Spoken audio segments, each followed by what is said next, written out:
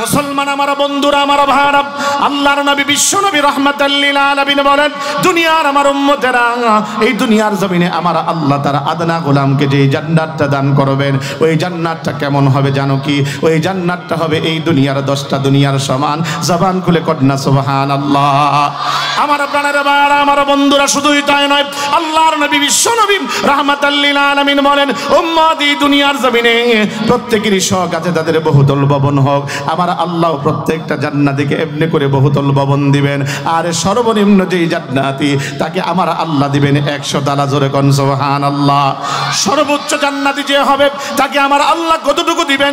নবী আমার ডেকে ডেকে বলেন, উম্মত এই দুনিয়ার জমিনে আমার আল্লাহ মহাগ্রন্থ আল কোরআন নাজিল করেছেন। সেই মহাগ্রন্থ আল কোরআনের আয়াতে কারিমা কতটুকুন জাননি? আয়াতে কারিমা টুকুন হলো 6666 খানা। অতএব এই দুনিয়ার জমিনে যার সিনার ভিতরে আল্লাহর কালাম থাকবে, আমার আল্লাহ রাব্বুল আলামিন ওই এমনি করে আয়াতের সংখ্যা অনুপাতে ওই কোরআন ওয়ালাকে আমার আল্লাহ ওই জান্নাত দান করবেন। আমার আল্লাহ সেদিন ডেকে ডেকে বলবেন, ইকালু লি সাহিবিল কোরআন ইকরা ওয়ারতাকি ওয়ারাতিল কামা কুনতা তুরাতিলু ফিদ দুনিয়া ফাইন্না মানজিলাকা ইনদা আখিরি আয়াতিন তাকরাউহা। কোরআন ওয়ালা, তুমি কোরআন পড়ো, আর দুনিয়ার জমিনে যেমন করে তুমি তার দিলের সাথে কোরআন পড়েছো, দুনিয়ার জমিনে যেমন করে তুমি তার দিলের সাথে কোরআন পড়েছো, বান্দা তোমার কোরআন পড়া যেখানেই শেষ হবে, জান্নাতে তোমার বাড়িটাও ঠিক সেখানেই হবে। জবান খুলে কন্যা সুবহানাল্লাহ। ও মুসলমান, আর যার সিনার ভিতরে আল্লাহর কালাম আছে তারা এই মর্যাদা দ্বারা পাবে। ও আমার বাপ, আমার বন্ধু, আমার ভাই, লক্ষ্য করে দেখেন আজ জামিয়া এই হুসাইনিয়া এই মাদ্রাসায় আজ যারা পড়ছে, যাদের সিনার ভিতরে আল্লাহর কালাম আছে, এই মর্যাদা তারা পাবে। আজ আমার সন্তান যদি হয় আমি বড় সৌভাগ্যবান, কারণ সন্তান থাকবে 6666 তালার উপরে, আমাকে রেখে থাকবে না। কারণ আমার আল্লাহ বান্দা যখন পড়বে 1000 আয়াত 1000 তলার উপরে তার বাড়ি বানাবেন, যখন পড়বে 2000 আয়াত 2000 তলার উপরে তার বাড়ি বানাবেন, যখন পড়বে এভাবে করে করে 6066 খানা আয়াত, আমার আল্লাহ প্রত্যেকটা আয়াতের বিনিময়ে এমনি করে 6666 তালার উপরে তার বাড়িটুকুন বানা দিবেন। জবান খুলে কন্যা সুবহানাল্লাহ।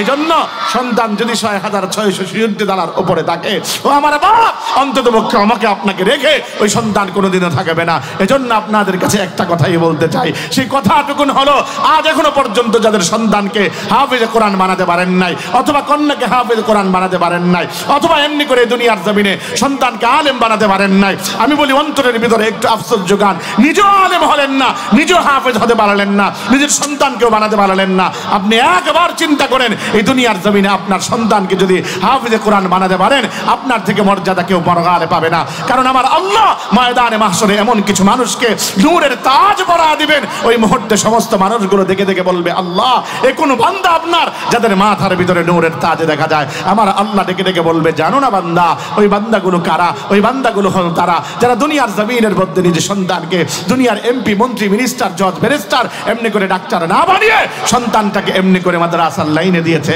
হাফেজে কোরআন বানিয়েছে। তার সিনার ভিতরে আমার আল্লাহর কালাম ঢুকবার কারণে আমি আল্লাহ তার মর্যাদাকে বহু গুণে বাড়িয়ে দিয়েছি। জোরে কন্যা সুবহানাল্লাহ। ও মুসলমান, আমার বন্ধুরা, আমার ভাইয়ারা, এতটুকু না, আজ দুনিয়ার জমিনে সন্তানকে নিয়ে বড় পেরেশান। কি পেরেশান? সন্তানকে ইস্টাবলিশ করবেন, নিজের পায়ে দাঁড় করাবেন। খোদার কসম, আপনাদেরকে মাদ্রাসার দুইটা কথা না বললেই নয়। ও দোস্ত, এই দুনিয়ার জমিনে সন্তানকে যদি আজকে আপনি পরিপূর্ণ ইস্টাবলিশ বানাতে চান, সন্তানকে অন্তত পক্ষে দ্বীনি প্রতিষ্ঠানে দেন। কারণ এই দুনিয়ার দিনের জন্য অন্তত পক্ষে এমনি করে দ্বীনি প্রতিষ্ঠানে দিলে দুনিয়াতেও শান্তি, পরকালেও শান্তি। দুনিয়ার জমিনে কোনোদিন আপনার সন্তান আপনার সাথে বেয়াদবি করবে না, দুনিয়ার জমিনে আপনার সাথে কোনোদিন চোখ তুলে কথা বলবে না, দুনিয়ার জমিনে অন্তত পক্ষে ওই সন্তান আপনার সাথে এমনি করে উগ্র ভাষায় কথা বলবে না। আর পরকালের শান্তি হলো ওই সন্তান আপনাকে পরকালে ধরে। রাসূলুল্লাহ বলেন, এমন 10 জনকে এমনি করে সে জান্নাতে নেওয়ার এমনি করে আল্লাহর পক্ষ থেকে সুপারিশের পাওয়ার পাবে, যেই 10 জনের ব্যাপারে জাহান্নাম ওয়াজিব হয়েছে। তার মধ্যে 1 নাম্বার হলো বা আর বাবা। ও আমার বাবা, এজন্য আপনাদের কাছে বলি, অন্তত পক্ষে দুনিয়াতেও সন্তানের আলেম বানালে, হাফেজ বানালে শান্তি, পরকালেও শান্তি। জোরে কোন সুবহানাল্লাহ। এজন্য বলি, অন্তত পক্ষে সন্তান নিয়ে চিন্তিত, আমি বলি সন্তান নিয়ে চিন্তা করার দরকার নাই। আজ যদি এই দুনিয়াদার বানা, অন্তত পক্ষে সেই সন্তান দুনিয়াতেও আপনাকে ভালোভাবে দেখবে না। আপনি লক্ষ্য করে দেখেন, যত বৃদ্ধাশ্রম আছে, খোদার কসম সমস্ত বৃদ্ধাশ্রম যদি তালাশ করে আপনি খুঁজে দেখেন, একটা আলেমের মা পাবেন না, একটা হাফেজ কোরআনের মা পাবেন না, একটা মুয়াজ্জিনের মা পাবেন না, একটা খাদেমের মাও পাবেন না, একটা ইমামের মা পাবেন না। পাবেন কারা? এই দুনিয়ার ধনে যারা ধনী হয়েছে, আজ মা বাবাকে বৃদ্ধাশ্রমে রেখে এসেছে। আমার বন্ধু পরকালে প্রতিদান করবে কি পাবেন? আরে ওই সন্তান পর্যন্ত এভাবে করে বলবে, রব্বানা ইন্না আতানা সাদাতানা ওয়া কুবারানা ফাআদাল্লুনা সাবিলা। রব্বুল আলামিন, আজ যে মা বাবার কারণে দুনিয়ার জমিনে তোমারও চিনতে পারি নাই, তোমার নবীকেও চিনতে পারি নাই, মানে পথভ্রষ্ট হয়েছি। আল্লাহ তাদেরকে আনো, তাদের বুক পাড়ায় পাড়ায় আজ জাহান্নামে যাব। আল্লাহ এতটুকু না, আল্লাহ আমাদেরকে অন্তত পক্ষে তাদেরকে আনো। আজকে অন্তত পক্ষে শাস্তি তো আমারে দিবা, আমার মা বাবার থেকে আমাকে তার থেকেও আমার মা বাবারে বহুগুণে ডবল বাড়া দিবা। ও বাপ, আমি আপনাদের কাছে একটা আবেদন রেখে দিতে চাই, আজ যার দুইটা সন্তান আছে, পরীক্ষামূলকভাবে হলো আজ অন্তত পক্ষে আগামী মাস থেকে আমাদের ভর্তি শুরু। অতএব সন্তানগুলোকে দিনই প্রতিষ্ঠা দিবেন, রাজি কারা? হাতটা উঠাই ইনশাআল্লাহ, আল্লাহকে দেখান। আল্লাহ তুমি কবুল করো, জোরে বলেন আমিন। মুসলমান আমার বন্ধুরা, আমার ভাইরা, এই দুনিয়ার জমিনে প্রত্যেকটা মানুষের শখ হলো আমার একটা বহুতল বাড়ি হোক। আমার আল্লাহ তাকে বহুতল বাড়ির ব্যবস্থা করে দিবেন। দুনিয়ার জমিনে এমনি করে প্রত্যেকটা মানুষের শখ হলো আমার একটা এমনি করে গাড়ি হোক। আমার আল্লাহ ওই জান্নাতের ভিতরে গাড়ি দিবেন। ও মুসলমান আমার বন্ধুরা, আমার ভাইরা, দুনিয়ার জমিনে প্রত্যেকটা মানুষের ইচ্ছে হলো আমার একটা সুন্দরী নারী হোক। আমার আল্লাহ তার জন্য এমনি করে পরকালে সুন্দরী নারীর ব্যবস্থা করবেন। এই দুনিয়ার নারী যত বড় সুন্দরী হোক না কেন, বিশ্ব সুন্দরী হলে তার মধ্যে কিছু জিনিস আছে। নারী ঘুম থেকে জাগ্রত হলে ওই নারীর চোখ থেকে কেতুর বের হয়, ময়লা বের হয়। নারী এমনি করে ঠান্ডা লাগলে নাক থেকে হিঙ্গুল বের হয়। নারী যখন নাকি এমনি করে মাথার ভিতরে কানের ভিতরে পানি যায়, পচা দুর্গন্ধ পানি বের হয়। প্রত্যেক মাসে তাদের ঋতুস্রাব হয়। ওই নারী ঘুম থেকে জাগ্রত হলে যদি এমনি করে দাঁতটা ব্রাশ না করে আপনার সামনে আসে, তখন ওই মুহূর্তে মুখ থেকে দুর্গন্ধ বের হয়। আমার আল্লাহ বলেন, বান্দারে আমি আল্লাহ যে নারী তোর জন্য বরাদ্দ করে রেখে দিয়েছি, ওই নারী টুকুন কেমন হবে? আমার আল্লাহ বলেন, ওয়ালাহুম ফিহা আজওয়াজুম মুতাহহারাত ওয়া হুম ফিহা খালিদুন। ও বান্দা, যেই নারী আমি আল্লাহ তোর জন্য বরাদ্দ করে রেখে দিয়েছি, ওই নারীটা কেমন হবে জানিস নি বান্দা?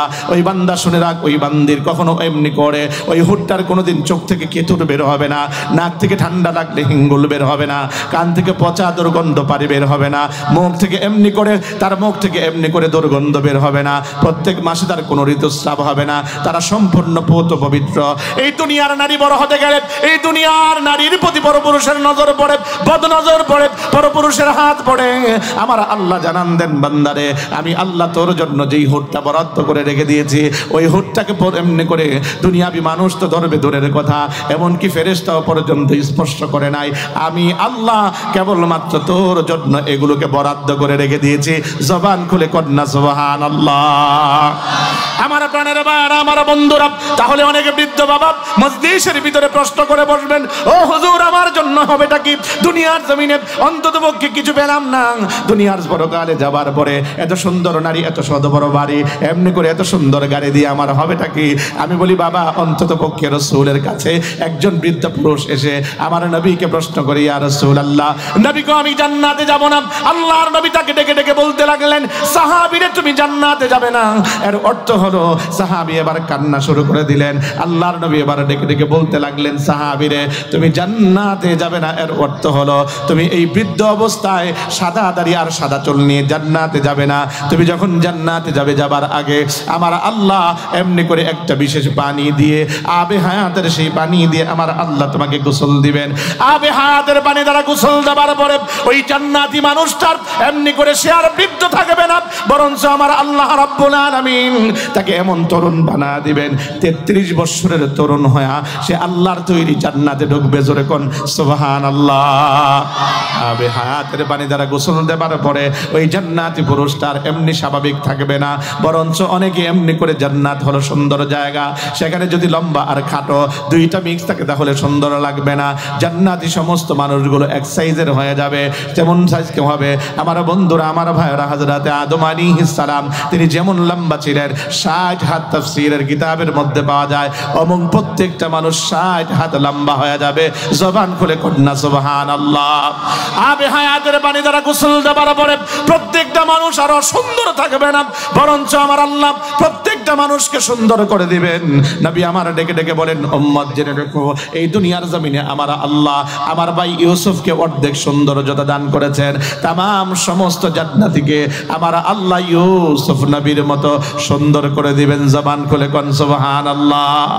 আবে হায়াতের পানি দ্বারা গোসল দেওয়ার পরে মানুষের কণ্ঠ আর অসুন্দর থাকবে না, প্রত্যেকটা মানুষের কণ্ঠ আমার আল্লাহ হযরত দাউদ আলাইহিস সালামের কণ্ঠের মতো বানা দিবেন। আমার বন্ধুরা, আমার ভাইরা, চরিত্র এমনি করে পরিবর্তন হলো, সুন্দর হলো, লম্বা হলো, এমনি ভাবে তার এমনি করে তার চেহারার পরিবর্তন হলো, তার কণ্ঠস্বরের পরিবর্তন হলো। চরিত্র যদি ভালো না হয় তাহলে সমস্যা। আমার আল্লাহ রাব্বুল আলামিন আবে হায়াতের পানি দ্বারা গোসল দেবার পরে ওই ব্যক্তির হালত এমন হয়ে যাবে, ওই ব্যক্তির চরিত্রটা বানা দিবেন। দু জাহানের বাদশা রাহমাতাল লিল আলামিন আমার নবী জনাবে মুহাম্মদুর রাসূলুল্লাহ যে চরিত্রের এমনি করে তিনি চরিত্রবান, ওই চরিত্রের চরিত্রবান প্রত্যেকটা মানুষকে আমার আল্লাহ বানা দিবে। আল্লাহ, ও মুসলমান, আমার নবীর চরিত্রটা কেমন ছিল? আমার আল্লাহ বলেন, ওয়া ইন্নাকা লাআলা খুলুকিন আযীম। হাবিব, আমি আপনাকে মহান চরিত্র দান করলাম। ও মুসলমান, আজ যেই কথাটা আজ বলতে চাই, আজ বর্তমান বিশ্বে দেখতে পাই আমার নবীর চরিত্রের ব্যাপারে বেঈমানগুলো কথা বলে, আমার নবীর চরিত্রের ব্যাপারে আমার নবীর চরিত্রের ব্যাপারে বিভিন্ন বেঈমানরা কথা বলে, আমার নবীর চরিত্রের ব্যাপারে বিভিন্ন কালিমা লেপন করে। খোদার কসম, একটা কথাই বলতে পারি, আমার আল্লাহ কথা জানিয়ে দিয়েছেন, ওতিল্লিম বাদা যালিকা জানিন, যারা আমার নবীর চরিত্রের ব্যাপারে কথা বলে তারা হলো চারুর সন্তান। আমরাও তাদের সুরে, আল্লাহর সুরে সুর মিলায় একটা কথাই বলতে চাই, আজ এই জমিনের বুকে আমার নবীর বিরুদ্ধে যারা কথা বলে, আমার নবীর চরিত্রের ব্যাপারে যারা কথা বলে, তারা নিশ্চয়ই চারুর সন্তান ছাড়া আর কিছু হতে পারে না। ঠিক কিনা জোরে বলো মুসলমান? ও মুসলমান, আমি একটা আবেদন আপনাদের কাছে জানান দিতে চাই। সে আবেদনটুকুন হলো, আজ এই জমিনের বুকে আজ যারা আমার নবীর চরিত্রের ব্যাপারে কথা বলবে, আগাম দিনে অন্তত পক্ষে তাদের ব্যাপারে আমাদের স্পষ্ট বক্তব্য হলো, আগাম দিনে আমার রাসূলের চরিত্রের ব্যাপারে যদি কেউ কথা বলে, আমার নবীর চরিত্রের দিকে টানার চেষ্টা করে, খোদার কসম তার ব্যাপারে আমাদের একটাই স্পষ্ট বক্তব্য, এই জমিনে তার থাকবার কোনো অধিকার থাকবে না। জোরে কোন ঠিক কিনা? আরো জোরে। নবীর আশিকেরা, নবীর ব্যাপারে মহাব্বত লাগে না, ভালোবাসা লাগে না। যদি নেতার বিপরীত করা হয় তাহলে অন্তত পক্ষে লাঠি সোটা নিয়ে জিঞ্জিরার মানুষ অন্তত পক্ষে মাঠে নেমে যায়। কেন নেতার বিরুদ্ধে কথা বললো, নেত্রীর বিরুদ্ধে কথা বললে লাঠি সোটা নিয়ে নেমে যায়। ও মুসলমান, 92% মুসলমানের এই দেশে আমাদের একটা দাবি থাকবে, অন্তর্বর্তীকালীন সরকার, আগামী দিনে যে সরকারই আসুক সমস্যা নাই। আমরা বিগত সরকারের আমলে দেখেছি, যখন নেতার বিরুদ্ধে কথা হয়েছে ওই মুহূর্তের মধ্যে বঙ্গবন্ধুর বিরুদ্ধে কথা হলে ট্রাইব্যুনাল গঠন করে এদেশে সঙ্গে সঙ্গে বিচার কার্য পরিচালনা করা হতো। নেত্রীর বিরুদ্ধে কথা হলে এই জমিনে ট্রাইব্যুনাল গঠন করে সঙ্গে সঙ্গে বিচার কার্য পরিচালনা করা হতো। ও মুসলমান, আমাদের একটাই দাবি থাকবে, আমার এই বাংলার জমিনে যদি কোনো নাস্তিক, বেঈমান, ইহুদি, খ্রিস্টানের দালাল আমার নবীর বিরুদ্ধে কথা বলে, আমার আল্লাহর বিরুদ্ধে কথা বলে, সঙ্গে সঙ্গে ট্রাইব্যুনাল গঠন করে তাদেরকে ফাঁসির মঞ্চে মঞ্চায়িত করতে হবে। ঠিক কিনা জোরে বলো মুসলমান?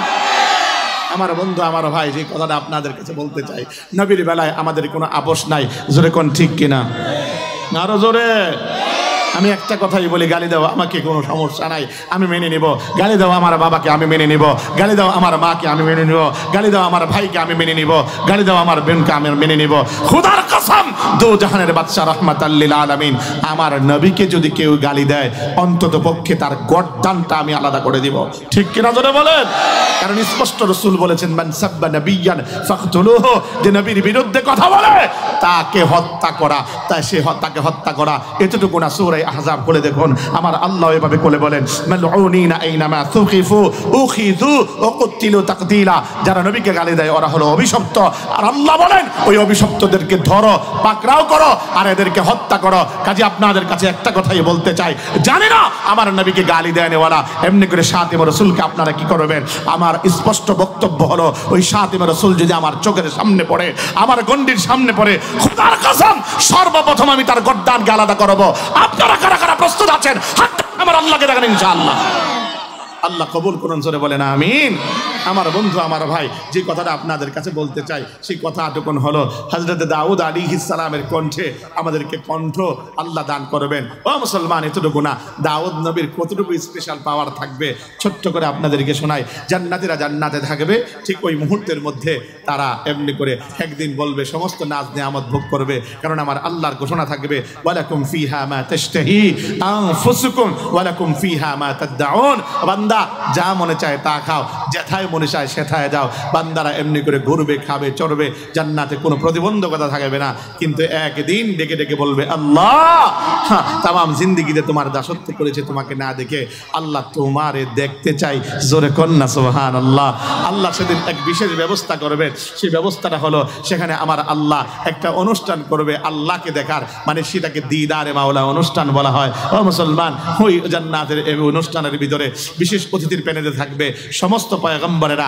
আমার নবীকে বানাবেন প্রধান অতিথি, স্বয়ং আল্লাহ নিজেই থাকবেন সভাপতি। জোরে কোন সুবহানাল্লাহ। ওই দিদারে মাওলা অনুষ্ঠানে থাকতে চান কারা কারা? হাতটা উঠান তো দেখি, একটা নারা দেন তো, নারা দেন তো, আল্লাহু আকবার বলেন না। আল্লাহ সকলকে কবুল করো, জোরে বলেন আমিন। ওই জায়গার ভিতরে সর্বপ্রথম আল্লাহ পাক যাকে বলবেন, এই দাউদ, দুনিয়ার জমিনে তো তোমার সুন্দর কণ্ঠ আমি আল্লাহই দান করেছি, কাজে একটা কাজ করো না, তুমি একটা কাজ করো, আজ এই জান্নাতের ভিতরে আমার সমস্ত বান্দাদেরকে দুনিয়ার জমিনে তোমাকে জাবর দিয়েছিলাম, সেই জাবর থেকে নয়, মহাগ্রন্থ আল কোরআন থেকে আমার বান্দাদেরকে তেলাওয়াত করে শোনাও।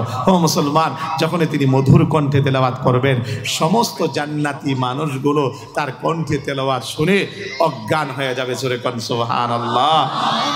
মুসলমান আমার বন্ধুরা, আমার ভাইরা, এই ছিল হযরত দাউদ আলাইহিস সালাম। আল্লাহ পাক তিনাকে দুনিয়ার জমিনে শ্রেষ্ঠ একটা কণ্ঠ দান করেছিলেন, যার কণ্ঠের কোনো তুলনা হয় না। ওই দাউদ আলাইহিস সালাম তখন তিনি যখন নিজের জাতির সামনে এমনি করে তিনার কিতাব পাঠ করতেন, সমস্ত এমনি করে পাখিগুলো তিনার সামনে বসে যাইত, মানুষগুলো জড়ো হয়ে যাইত। শুধু এতটুকু না, সমুদ্রের মাছগুলো পর্যন্ত তীরে চলে আসতো হযরত দাউদ আলাইহিস সালামের কণ্ঠে এমনি করে জাবর কিতাব তেলাওয়াত শুনবার জন্য। আমার বন্ধু আমার ভাই, গল্পের ভিতরে এখন ঢুকে যায়। শনিবার দিন তিনাদের ইবাদতের দিন ছিল, আমাদের ইবাদতের দিন হলো শুক্রবার, তাদের ইবাদতের দিন ছিল শনিবার। হযরত দাউদ আলাইহিস সালাম যখন নাকি শনিবার দিন জাতির সামনে এমন করে তার কিতাব তেলাওয়াত করতেন, ওই মুহূর্তে সমুদ্রের মাছগুলো যখন তীরে চলে আসতো, তার জাতি ছিল মৎস্য শিকার করে জীবিকা নির্বাহ করত, তার জাতিগুলো এবার এই মাছগুলোকে আস্তে করে জাল ফেলে সেগুলোকে ধরে ফেলতো।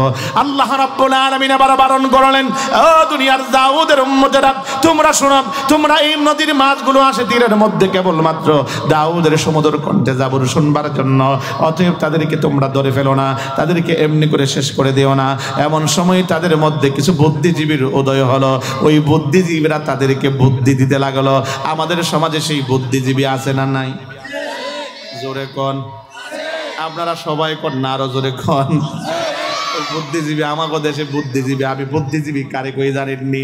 চাকরি কইরা যারা ভাত খায় ওরা হইলো চাকরিজীবী, আর বুদ্ধি বেচ্চা যারা ভাত খায় ওরা হলো বুদ্ধিজীবী।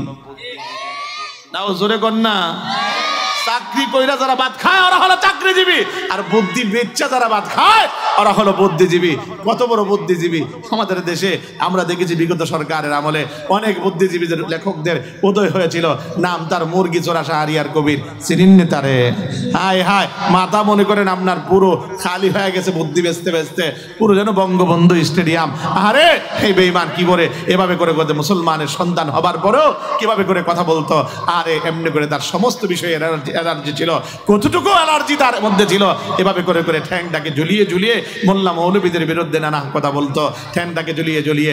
আর টিভির স্টক শো এর মধ্যে বসে বসে বলতো, ও এদেশের মোল্লা মৌলবীদের খেয়ে দিয়ে তো কোনো কাজ নেই, তারা মানুষদেরকে নাড়াই তাকবীর আর আল্লাহু আকবার বলে বলে জঙ্গিবাদ আর উগ্রবাদের শিক্ষা দেয়। চিৎকার মেরে জোরে কন্যা নাউযুবিল্লাহ, আরো জোরে। এদেশের মোল্লা মৌলবীরা কেবলমাত্র গলিতে গলিতে এমনি করে কওমি মাদ্রাসাগুলোকে এভাবে জ্বালিয়ে, এমনি কওমি মাদ্রাসাগুলোকে বানিয়ে তারা এই দেশের মধ্যে ব্যাঙের ছাতার মতো কওমি মাদ্রাসাগুলোকে জন্ম দিচ্ছে। আমি একটা কথাই বলতে চাই, বলেন তো দেখি, এই কওমি মাদ্রাসা কোনো সমাজের কারো ক্ষতি করেছে এমন রেকর্ড আছে? জোরে কন, আরো জোরে। বরঞ্চ যে এলাকার মধ্যে এক একটা কওমি মাদ্রাসা আছে, খোদার কসম ওই এলাকার জন্য কেমন যেন বটবৃক্ষ, এমন করে এলাকার সমস্ত মানুষকে ছায়া দিচ্ছে। কারণ এই কওমি মাদ্রাসার দিকে রাত্রিবেলা আপনি যেয়ে দেখেন আমার সন্তানগুলো রাত্রি গহীনে শীতের বেলায় যখন সমস্ত এমনি করে মানুষগুলো নাক টেনে ঘুমায়, ঠিক ওই মুহূর্তে রাত 4টা বাজে ওঠে আমার সন্তানগুলো ঠান্ডা পানি দ্বারা ওযু করে আমার সন্তানগুলো সামনে কোরআন নিয়ে বসে আল্লাহর কালাম তেলাওয়াত করে, আল্লাহর কালাম তেলাওয়াত করে। ও মুসলমান, আল্লাহর কালাম তেলাওয়াত করে বিদায় আজ এই জমিন এখনো পর্যন্ত ঠিকই আছে। জোরে কোন ঠিক কিনা? গতকাল রাতেও ভূমিকম্প অনুভূত হয়েছিল, এই জমিনে ভূমিকম্প প্রায় হচ্ছে। আমার এর আগেও একদিন ভূমিকম্প বাংলার জমিনে যে মুহূর্তে হয়েছে, নেপালেও ভূমিকম্প তখন হয়েছিল। আমরা দেখেছিলাম ওই মুহূর্তের মধ্যে ভূমিকম্পের ওই অবস্থায়, ওই গভীর রজনীতে যখন ভূমিকম্প হয়েছিল, নেপাল এমনি করে তার থেকে কম পয়েন্টে হওয়ার পরেও ভেঙে চুরে চসনর হয়ে গিয়েছিল। আয় হায়, বাংলার জমিন কিচ্ছুই হয় নাই, কারণ ওই মুহূর্তে আমার সন্তানগুলো এই জমিনে এমনি করে আল্লাহর কালাম তেলাওয়াত করছিল, আমার আল্লাহর সঙ্গে কথা বলছিল। আমার আল্লাহ কেমন যেন ভূমিকম্পকে বলে দিলেন, ও ভূমিকম্প, হেলবি দুলবি মাগার ফেলবি না। জোরে কোন ঠিক কিনা? ও মুসলমান, এজন্য বলি কওমি মাদ্রাসার বিরুদ্ধে যাদের অ্যালার্জি আছে, কওমি মাদ্রাসা নিয়ে যাদের অন্ততপক্ষে খারাপ ধারণা আছে, খোদার কসম আসো আমার মাদ্রাসায়, আসো দেখে যাও আমার এখানে কি হয়। আমার এই জায়গায় জঙ্গি ট্রেনিং হয় না, আমার এই জায়গায় কখনো এমনি করে অসৎ কথা শিক্ষা দেওয়া হয় না। আমার সন্তানদেরকে পিতামাতার প্রতি আদবগার বানানো হয়, আমার সন্তানদেরকে আল্লাহ চিনানো হয়, আমার এই কওমি মাদ্রাসায় নবী চিনানো হয়, আমার এই মাদ্রাসার ভিতরে এই কথা শিক্ষা দেওয়া হয়, বড়দেরকে সম্মান করো, ছোটদেরকে স্নেহ করো, এছাড়া অন্য কিছু শিক্ষা দেওয়া হয় না। ঠিক কিনা জোরে বলো মুসলমান? অতএব কওমি মাদ্রাসা যাদের এই ধারণা এই যে আমার এই কওমি মাদ্রাসা দ্বারা ক্ষতি হচ্ছে, আমি বলি ভাইয়া, কওমি মাদ্রাসা দ্বারা কোনোদিন এমনি করে সমাজের ক্ষতি হয় না, বরঞ্চ দিন দিন আল্লাহ এই কওমি মাদ্রাসা দিয়ে এমনি করে জাতির খেদমত নিচ্ছেন। কাজী এই দেশ থেকে অন্ততপক্ষে এই ওলামায়ে দেওবন্দের এই সিলসিলাকে কোনোদিন বন্ধ করা যাবে? জোরে কর না, যাবে?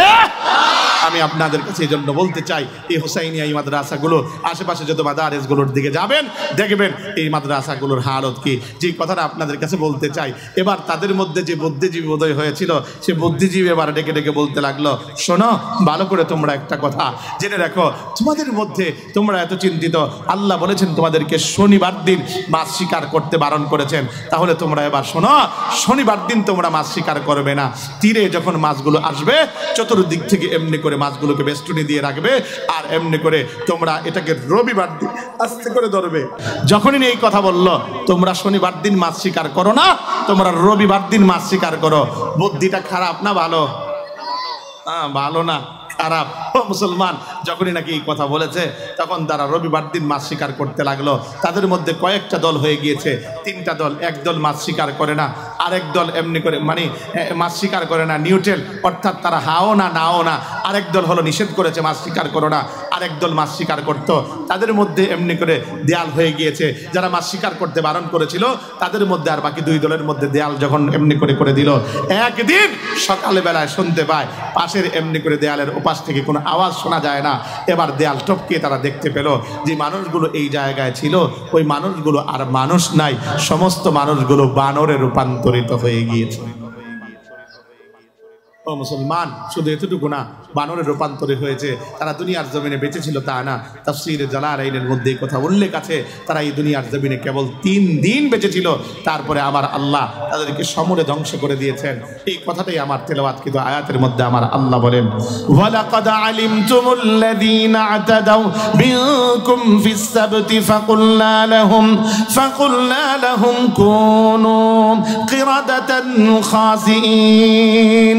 অবশ্যই অবশ্যই তোমরা জানো, শনিবার দিনের ব্যাপারে আমার আল্লাহ রাব্বুল আলামিন তাদেরকে বলেছিলেন কুনু কিরাদাতান খাসিইন। যারা শনিবার দিনের ব্যাপারে অবাধ্যতা প্রদর্শন করেছিল, আমার আল্লাহ তাদেরকে বলার পরে তারা সঙ্গে সঙ্গে তারা বানরে রূপান্তরিত হয়ে গিয়েছিল। আমার আল্লাহ বলেন, ফাজআলনাহা নাকালাল লিমা বাইনা ইয়াদাইহা ওয়া মা খালফাহা ওয়া মাউইযাতাল লিল মুত্তাকিন। ও দুনিয়ার মানুষেরা, আমি আল্লাহ এই ঘটনাকে আমি আল্লাহ শিক্ষণীয় বানিয়ে দিলাম ওই জাতির জন্য এবং পরবর্তী পরবর্তী জাতির জন্য, এবং এই ঘটনাকে আমি আল্লাহ নসিহত বানিয়ে দিলাম মুত্তাকিদের জন্য। ও মুসলমান আমার বন্ধুরা, আমার ভাইরা, আল্লাহ পাক রব্বুল আলামিন তাদেরকে বানর বানিয়ে ধ্বংস করে দিলেন, দুনিয়ার জমিন থেকে সমূলে বিদায় করে দিলেন। কিন্তু আজ এই দুনিয়ার জমিনে আমরা তো আল্লাহর কত কথা আমরা অমান্য করি। আল্লাহ পাক আমাদেরকে কেন ধ্বংস করেন না? এরও একটা কারণ রয়েছে। আল্লাহ বলেন বান্দা নামাজ পড়ো, আমরা নামাজ পড়ি না। আল্লাহ বলেন বান্দা যাকাত দাও, এমনি করে নেশাব পরিমাণ মালিক হলে আমরা যাকাত দেই না। আল্লাহ বলেন বান্দা হজ করো, নেশাব পরিমাণ মালের মালিক হলে আমরা হজ করি না। আল্লাহ বলেন বান্দা সুদ খেও না, আমরা সুদ খাই। আল্লাহ বলেন বান্দা ঘুষ খেও না, আমরা ঘুষ খাই। আল্লাহ বলেন বান্দা এমনি করে দুনিয়ার জমিনে জেনা করো না, আমরা জেনা করি। আল্লাহ বলেন বান্দা মদ খেও না, আমরা মদ খাই। আল্লাহ বলেন বান্দা মানুষকে এমনি করে দুনিয়ার জমিনে ঠকায় না, আমরা ঠকাই। তারপর আমার আল্লাহ আমাকে আপনাকে এভাবে দুনিয়ার জমিন থেকে কেন বিদায় করেন না? ও মুসলমান আমার বন্ধুরা, আমার ভাইরা, আমি আপনাদের কাছে যেই কথাটা বলতে চাই তার একটাই মূল কারণ, সেটা হলো আমার নবীজির জীবনের শেষ লগ্নের দোয়া। জোরে কোন ঠিক কিনা? আমার নবী ওফাতের পূর্ব মুহূর্তে আমার আল্লাহর কাছে কেঁদে কেঁদে বলেছিলেন, লম্বা সেই ঘটনা আমি আপনাদেরকে শোনাবো না। আমার আল্লাহর কাছে বলেছিলেন, আল্লাহ এই দুনিয়ার জমিন থেকে আমি বিদায় হয়ে যাব। আমি কাঁদি কেন জানো? আমি একটা কারণে কাঁদি, কারণ আমার আল্লাহ তুমি জানিয়েছো মা কানা আল্লাহু লিউআযিবাহুম ওয়া আনতা ফীহিম। আহা, দুনিয়ার জমিনে হাবিবি যতদিন পর্যন্ত আপনি থাকবেন, আপনার উম্মত যত বড় গুনাহ করুক না কেন, আমি আল্লাহ তাদেরকে সমূলে ধ্বংস করে দেব না। ও আল্লাহ, আমি যখন দুনিয়ার জমিন থেকে চলে যাব, আমার উম্মত তো বড় দুর্বল, না জানি আমার আল্লাহ এভাবে করে করে আমার উম্মতকে শেষ করে দেয় কিনা। আমার আল্লাহ জিবরাইল আমিনকে এবার ডেকে ডেকে বলতে লাগলেন, জিবরাইল আমার বন্ধুকে এই কথা জানা দাও। অতীতের উম্মতের কথা বলতে পারি না, তবে আমি আমার হাবিবের উম্মতের কথা এই কথা গ্যারান্টি দিলাম। আর অতীতের উম্মতের তাদেরকে আল্লাহ পাক রব্বুল আলামিন ধ্বংস করেছেন বিভিন্ন ভাবে, তবে আমি এই উম্মতের বেলায় আমি একটা কথাই জানান দিলাম, এই উম্মত যত বড় গুনাহ করুক না কেন, অন্তত পক্ষে আমি আল্লাহ ঘোষণা দিলাম, আনা কাফিলুম মিনহুম, আনা কাফিলুম মিনহুম। আজ থেকে আমি আল্লাহ এই উম্মতের জিম্মাদার হয়ে গেলাম। জোরে কন্যা সুবহানাল্লাহ। এজন্য আজ এত বড় গুনাহ করবার পরেও আল্লাহ আমাকে আপনাকে ধ্বংস করেন না। এজন্য বলি আমার বন্ধু, আমার ভাই, আমার বাপ, এই দুনিয়ার জমিনে আল্লাহর কাছে সবচাইতে যে বিষয়টা সেটা হলো বেহায়াপনা আর অশ্লীলতা আমার আল্লাহর কাছে এমনি করে বড় অপছন্দ করেন। তার একটা ছোট্ট নজির আপনাদেরকে দেই। এই দুনিয়ার জমিনে কওমে ফেরাউনকে ধ্বংস করেছেন, তারা আল্লাহর সাথে এমনি করে দৃষ্টতাতে গিয়েছে মন্নি, অর্থাৎ বেঈমান ছিল। এই দুনিয়ার জমিনে নমরুদকে আমার আল্লাহ নমরুদের গোষ্ঠীকে ধ্বংস করেছেন, তারা আল্লাহকে অস্বীকার করেছে। এই জন্য এই দুনিয়ার জমিনে অন্যান্য জাতি, আদ জাতি, সামুদ জাতি, তাদেরকে ধ্বংস করেছেন। প্রত্যেককেই লক্ষ্য করে দেখবেন ইতিহাসের দিকে একটা করে আযাব দিয়ে আমার আল্লাহ তাদেরকে ধ্বংস করেছেন। কিন্তু একটা জাতি এই দুনিয়ার জমিনে আছে যাদেরকে আমার আল্লাহ একটা আযাব দেন নাই, বরঞ্চ পাঁচটা আযাব দিয়ে দুনিয়ার জমিন থেকে ধ্বংস করেছেন। তারা হলো কওমে লূত। সেই লূত জাতি তারা কিসে অভ্যস্ত ছিল? তারা নাফরমান আল্লাহর সাথে আল্লাহকে অস্বীকার করেছিল। বলে না, আল্লাহকে অস্বীকার করে নাই। আমার আপনার মতো এই দুনিয়ার জমিনে আল্লাহকে স্বীকার করে নিয়েছে, কিন্তু তাদের মধ্যে একটা খারাপ জিনিস ছিল, সেটা হলো বেহায়াপনা আর অশ্লীলতা। আর সেই বেহায়াপনা আর অশ্লীলতা আমার আপনার মধ্যে ঢুকে গিয়েছে। জোরে কোন ঠিক কিনা? আরো জোরে বলেন। ও মুসলমান, আমার তো কেমন মনে হয় আজ জানুয়ারির শুরুর দিক থেকে আমরা দেখতে পেলাম এমনি করে আমেরিকার, এমনি করে ক্যালিফোর্নিয়া, লস অ্যাঞ্জেলেসের ভিতরে আহারে এমনি করে এত বড় দাবানল আসলো কোত্থেকে? এই দাবানল এসে ক্যালিফোর্নিয়া এমনকি লস অ্যাঞ্জেলেসের ওই প্রত্যন্ত অঞ্চলগুলো এভাবে করে করে আহারে ধ্বংস হয়ে গিয়েছে।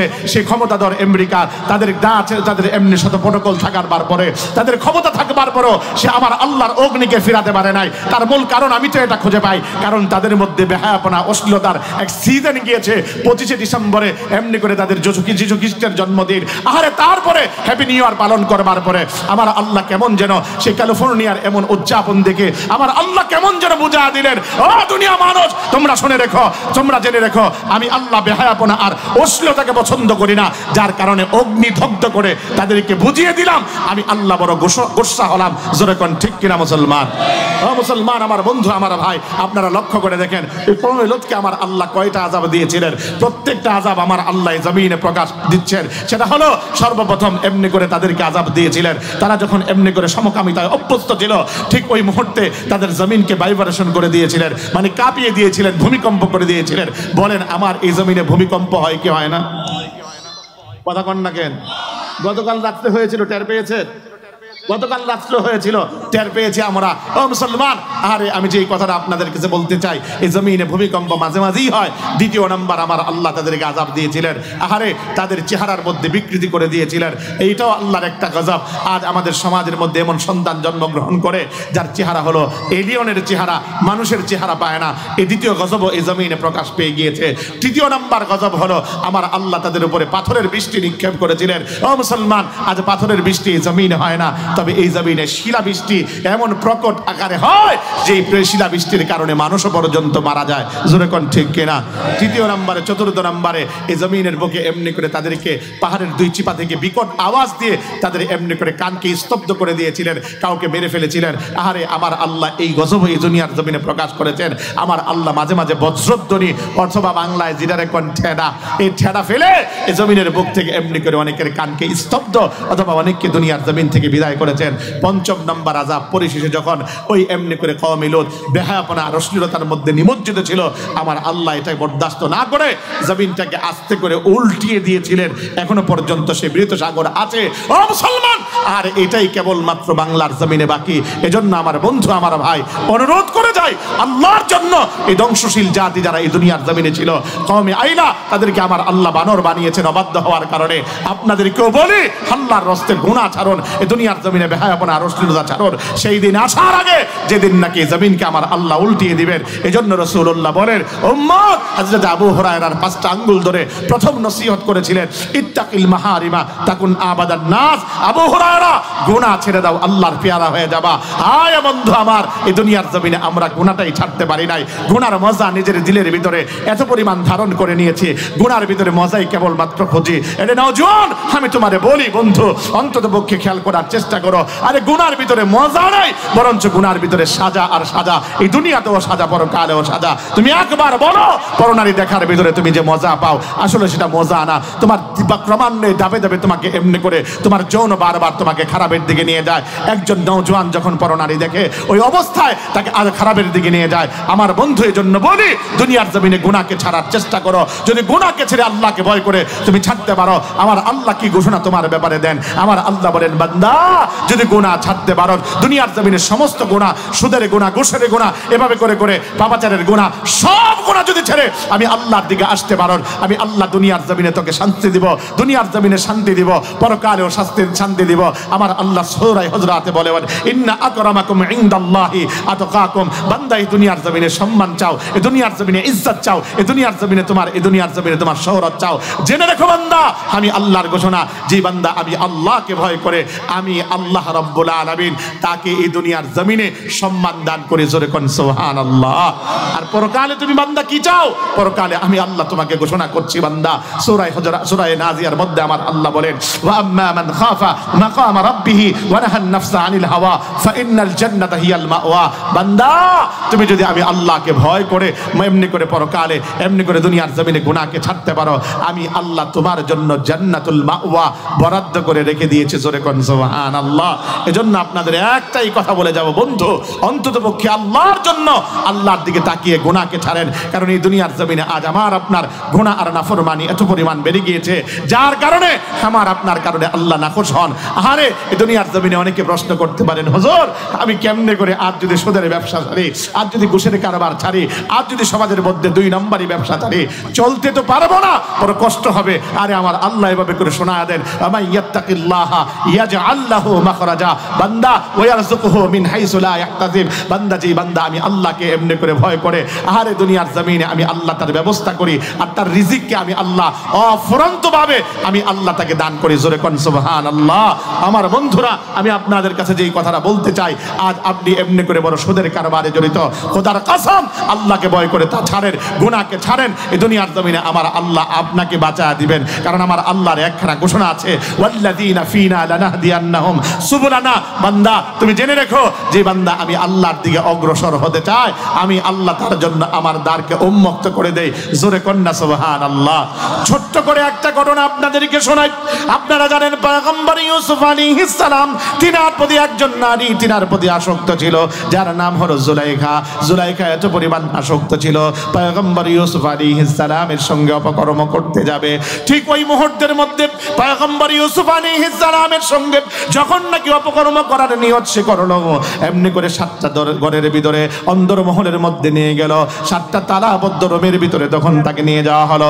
আমার বন্ধুরা, আমার ভাইরা, ওই জায়গায় নামার পরে যখন নাকি হযরত ইউসুফ আলাইহিস সালামকে এবার জুলাইখা খারাপ কাজের দিকে ডাকতে লাগলো। পয়গম্বর ইউসুফ আলাইহিস সালাম পৃথিবীর বুকে কাউকে ভয় করেন না, তিনি ভয় করেন তিনি কে?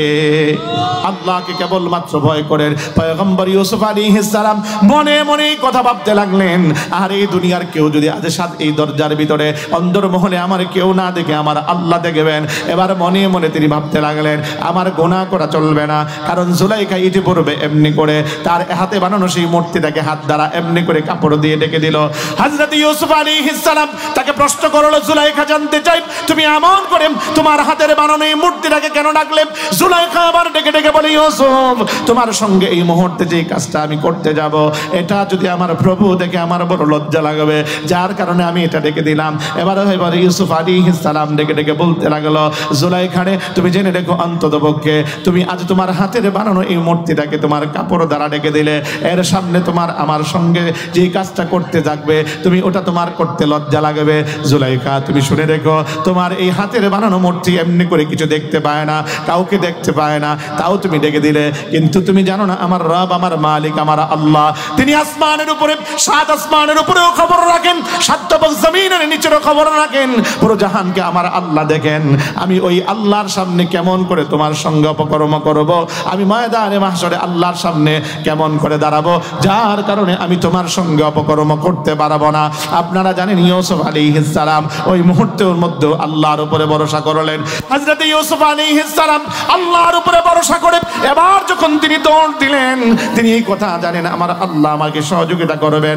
আপনারা জানেন 7টা তালা এভাবে করে অটোমেটিক ভেঙ্গে তিনি ওই 7 তালা ভেঙ্গে 7টা দরজা পাড়ে দিয়ে ওই এমনি করে জালেমার হাত থেকে মুক্ত হয়েছিলেন। আমি জানতে চাই আল্লাহ, ওই আল্লাহ হযরত ইউসুফকে জুলাইখার হাত থেকে যিনি বাঁচিয়েছেন ওই আল্লাহ বর্তমানে আছে না নাই? না মনে হয় বুড়া হয়ে গেছে, একটু দুর্বল হয়ে গেছে না? ওই আল্লাহ এখনো আছেন, ওই আল্লাহ এখনো আমাকে আপনাকে সহযোগিতা করতে পারেন। বলে বান্দা কেবলমাত্র তোমার এমনি করে চেষ্টা করার দরকার। বান্দা তুমি যদি চেষ্টা করতে পারো আমি আল্লাহ রাব্বুল আলামিন তোমার চেষ্টা অনুপাতে আমি তোমাকে প্রতিদান দান করব। ও মুসলমান আমার বন্ধুরা, আমার ভাইরা, আমি আপনাদের কাছে এজন্য বলি দুনিয়ার জমিনে অন্ততপক্ষে গুনাহগুলোকে ছাড়ার চেষ্টা করেন। এই দুনিয়ার জমিনে সুদের গুনাহ ছাড়েন, ঘুষের গুনাহ ছাড়েন, অন্ততপক্ষে আল্লাহর জমিন দিকে তাকায়া গুনাহগুলো যদি ছেড়ে দিতে পারেন। আমার রাসূল এভাবে করে বলেন, উম্মত জেনে রেখো এই দুনিয়ার জমিনে তুমি যদি সুদ নাও খাও অন্ততপক্ষে তোমার আল্লাহ তোমাকে বাঁচাবেন। ঘুষ যদিও নাও খাও তোমার আল্লাহ তোমাকে বাঁচাবেন। তুমি যদি হারাম পন্থায় ব্যবসা না করো অন্ততপক্ষে তোমার আল্লাহ তোমাকে বাঁচাবেন। কারণ এই জমিনের সমস্ত মানুষের রিজিকের জিম্মাদার তিনি কে? ওয়া মিন দাব্বাতিন ফিল আরদ ইল্লা আলাল্লাহি রিজকুহা। বান্দা তোমার রিজিকের মালিক কেবলমাত্র আল্লাহ। সমস্ত মাখলুকের রিজিক যে আল্লাহ দিতে পারেন ওই আল্লাহ আমার আপনার রিজিক দিতে পারেন কি পারেন না? জোরে বলেন পারেন কি পারেন না? আমার বন্ধুরা রাসূলুল্লাহ বলেন আর রিজক মাকসুম, প্রত্যেকের রিজিকই বণ্টিত। প্রত্যেকের রিজিক যেহেতু বণ্টিত এজন্য আপনাদের কাছে অন্ততপক্ষে বলি রিজিক নিয়ে পেরেশানি করার আমার আপনার দরকার নাই। রিজিকের পেরেশানি কার? আল্লাহ আমার আপনার রিজিক পৌঁছা দিবেন। রাসূলুল্লাহ হযরত আবু হুরায়রার 5টা আঙ্গুল ধরে দ্বিতীয় নাম্বার নসিহত যেটা করেছিলেন, পরদা বিমা কাসামাল্লাহু লাকা তাকুন আগানান নাস। আবু হুরায়রা ভাগ্যে তুষ্টি জীবন যাপন করো তাহলে তুমি ধনী হতে পারবা। এজন্য কানাতের জিন্দেগি আমাদের দরকার। ও মুসলমান আসুন সকলে মিলে অন্ততপক্ষে আল্লাহর কাছে নিজের গুনাহের জন্য তাওবা করি। সকলে মিলে আবার আপনার গুনাহের জন্য আল্লাহর কাছে লজ্জিত হই। সকলে মিলে আল্লাহর কাছে তাওবা করে এমনি করে আমাদের সকলকে অন্ততপক্ষে আল্লাহর দিকে রুজু হয়।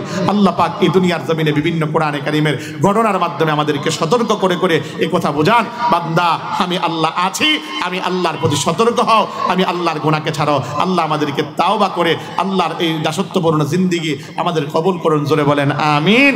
দোয়া করে বিদায় নিচ্ছে আপনাদের জন্য, আপনারা আমার জন্য দোয়া করবেন। বিশেষ করে মাদ্রাসার জন্য দোয়া করবেন। আমার ভাই মুফতি মহিউদ্দিন লক্ষ্মীপুরি পরে কষ্ট করে মাদ্রাসা চালান, আশা করি তার পাশে আপনারা দাঁড়াবেন। আল্লাহ সকলকে কবুল করুন। আসসালামু আলাইকুম ওয়া রাহমাতুল্লাহি ওয়া বারাকাতুহু। ঢাকা মাহফিল সুস্থ সমাজ গড়ার বিপ্লবী চেতনায়।